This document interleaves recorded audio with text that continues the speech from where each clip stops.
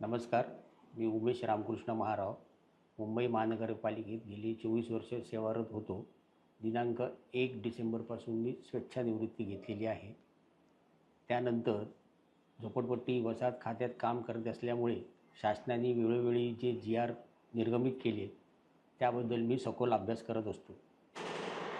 सध्या माझ्याकडे वडाळा वेलफेअर येथील काही अध्यक्ष आणि त्यांचे सदस्य सदर शासनाने जो 1 ऑक्टोबर 2024 रोजी जो शासन निर्णय जारी केला आहे त्याबद्दल चर्चा करण्यासाठी माझ्या कार्यालयात उपस्थित होते. सदर शासन निर्णय जो आहे ज्या झोपडीधारकांसाठी लागू आहे त्याबाबतची माहिती मी आज तुम्हाला सर्वांना देणार आहे. शासनाने मुंबईतील अनेक वर्षापासून रखडलेल्या झोपडपट्टी पुनर्वसन योजनेतील अंतिम परिशिष्ट 2 निर्गमित झाल्यानंतर त्यामधील झोपडीधारकांची हस्तांतरण खरेदी विक्री करणाऱ्या झोपडीधारकांकरिता एक वेळची अभय योजना राबवण्याचे ठरविलेले आहे. ह्याची प्रस्तावना अशी आहे, मुंबईतील अनेक झोपडीधारकांना पुनर्वसन योजनेत विविध कारणांमुळे मागील 15 ते 20 वर्षापासून प्रलंबित असून त्या झोपड्यांचा पुनर्विकास झालेला नाही. अशा प्रलंबित पुनर्वसन योजनेतील झोपडीधारकांची अंतिम परिशिष्ट 2 निर्गमित होऊन बराच कालावधी झालेला असून सदर परिशिष्ट 2 मधील अनेक झोपडीधारकांच्या दरम्यान कालावधीमध्ये मृत्यू झालेला आहे.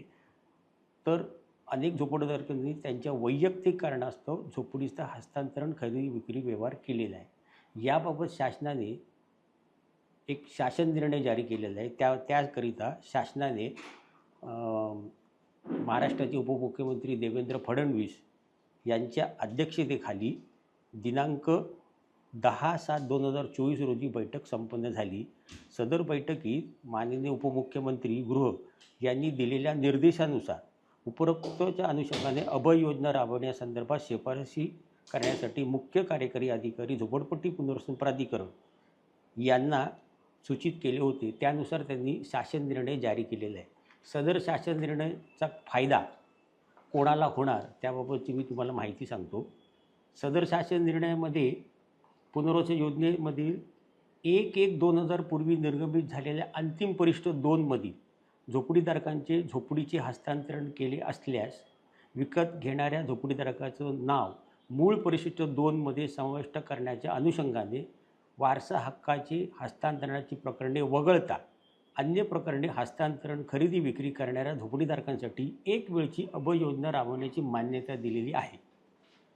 झोपडपट्टी पुनर्वसनातील अंतिम परिशिष्ट 2 दिनांक 1/1/11 पूर्वी निर्गमित झालेले आहे, परंतु त्या ठिकाणी अद्यापपर्यंत संबंधित झोपडपट्टी पुनर्वसना सुरू झालेली नसेल अथवा रखडलेली असेल अशा योजनेतील झोपडीधारकांना प्रस्तुत अभय योजनेचा लाभ देण्यात यावा असे शासन निर्णयात नमूद केलेले आहे.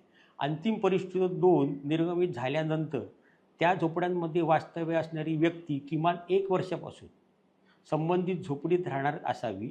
झोपडीतील प्रत्यक्ष अर्जदाराचे वास्तव्य तपासण्याची दक्षता संबंधित सक्षम प्राधिकारी यांनी घ्यावी व त्यासाठी स्थळ पाहणी अहवालही विचारात घ्यावा. तसेच अशा प्रकारच्या झोपडीधारकांची पात्रता निश्चित करताना सदर झोपडी ही पात्रतेच्या वेळी अस्तित्वात असणं अनिवार्य आहे. तथापि अंतिम परिशिष्ट 2 निर्गमित झाल्यानंतर परंतु झोपडपट्टी पुनर्वसन योजनेतील पुनर्वसन बांधकामासाठी किंवा न्यायालयाच्या आदेशांमुळे झोपडी निष्कासित केली आहे अशा प्रकरणात निष्कासनाकरिता झोपडीतील व्यक्ती सदर झोपडीमध्ये निष्कासनाच्या किमान 1 वर्षापासून संबंधित झोपडीत राहणारी असेल अशा प्रकरणातील प्रस्तुत अभय योजना लागू राहील असं शासनाने त्यांच्या शासन निर्णयात नमूद केलेलं आहे.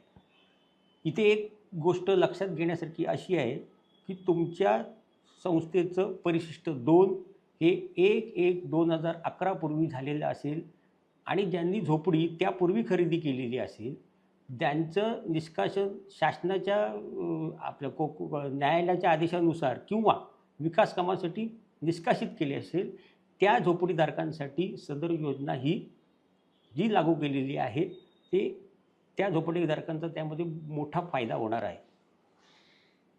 शासनाने पुढे असे देखील त्यांच्या शासन निर्णयात नमूद केलेले आहे की उपरोक्त परिच्छेद 4 येथील प्रकरण लागू झालेल्या झोपडीधारका यांनी संबंधित सक्षम प्राधिकारी यांच्याकडे विहित नमुन्यात या शासन निर्णयासोबत जोडलेले जोडपत्र 2 प्रपत्र ब व स्वयंघोषणा साक्षांसाठी स्वयंघोषणापत्र अर्ज सादर करावा.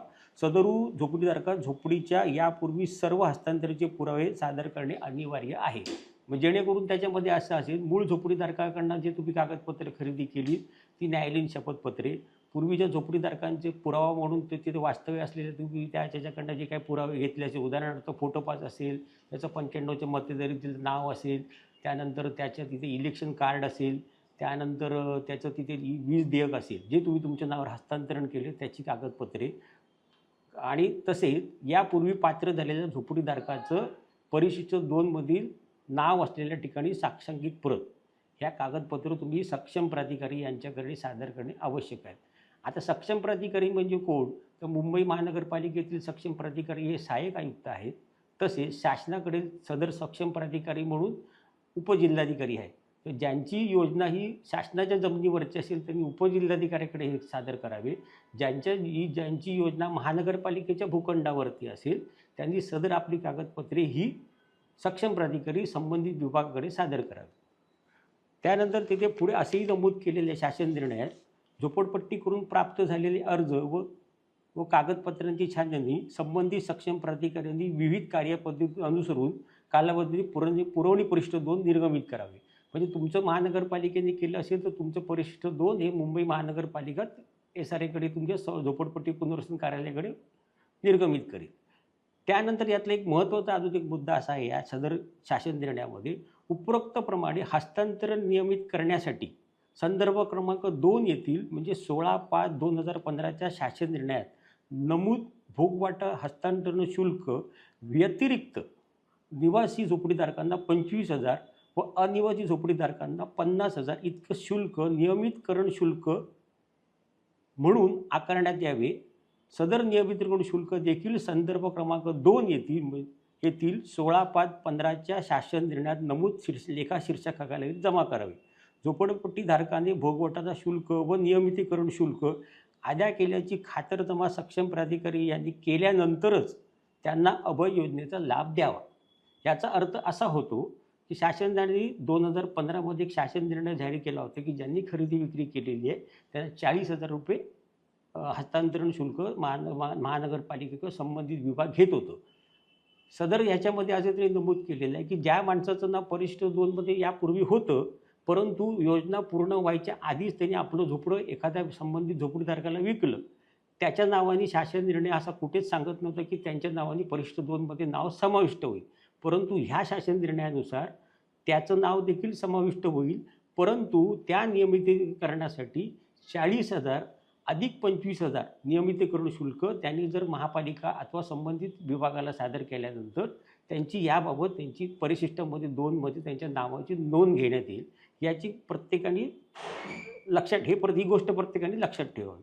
प्रस्तुत अभय योजनेचा लाभ घेण्यासाठी झोपडीधारकांनी हा शासन निर्णय निर्गमित झाल्यापासून 3 महिन्याच्या आत संबंधित सक्षम प्राधिकारी आवश्यकता कागदपत्रांसह अर्ज दाखल करावे. सदरून कालावधीनंतर प्राप्त होणारे कोणतेही अर्ज सक्षम प्राधिकाऱ्यांनी विचारात घेऊ नये असे स्पष्ट उल्लेख त्यांनी त्यांच्या शासन निर्णयात केला. याचा अर्थ असा होतो 1 ऑक्टोबर ते 31 डिसेंबर एवढाच कालावधी हा झोपडीधारकांकडे आहे.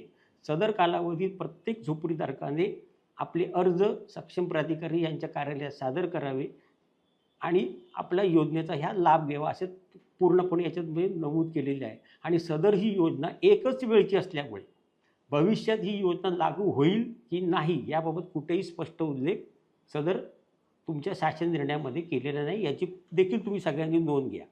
उपरोक्त अभय योजनेनुसार उपरोक्त प्रमाणे नवीन झोपडीधारकांची पात्रता निश्चित करताना मूळ परिशिष्ट 2मधील एकूण झोपडीधारकांची संख्येत कोणत्याही परिस्थितीत वाढ होणार नाही याची काटेकोरपणे दक्षता घेण्यात यावी असे देखील त्याच्यामध्ये नमूद केलेले आहे. प्रस्तुत योजना ही एक वेळची अभय योजना असून म्हणून राबवण्यात येत असल्याने अभय योजनेनुसार पुरवणी परिशिष्ट 2 तयार केल्यानंतर त्यातील पात्र झोपडीधारकांनी खरेदी किंवा विक्री अन्य प्रकारे होणाऱ्या हस्तांतरणानुसार कोणत्याही परिस्थितीत नवीन झोपडीधारकांना पर्यायी पुनर्वसन सदनिका लाभ देता येणार नाही. याबाबत झोपडपट्टी पुनर्वसन प्राधिकरण यांनी व्यापक प्रसिद्धी द्यावी. ही बाब झोपडपट्टी पुनर्वसन प्राधिकरणाच्या संकेतस्थळावर ठळकपणे प्रसिद्ध करावी असे नमूद केलेले आहे. त्या अनुषंगाने मी स्वतःहून या सगळ्या जी काय प्रक्रिया पाळमध्ये त्याचा एक भाग असल्यामुळे आणि या भारताचा एक नागरिक असल्यामुळे मला असं वाटलं की झोपडीधारकांना ही बाब तुमच्या माध्यमातून, व्हिडिओच्या माध्यमातून लवकरात लवकर समजावी का प्रत्येकाला हा कागदपत्र मिळेलच याची मला शाश्वत नाही आहे.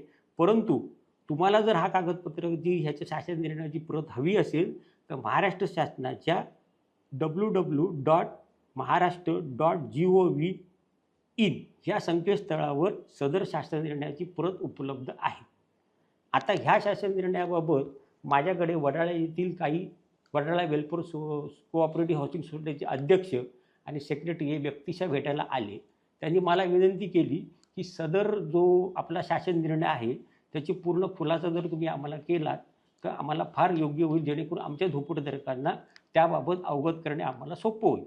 तर मी याबाबत त्यांचे अभिनंदन करतो.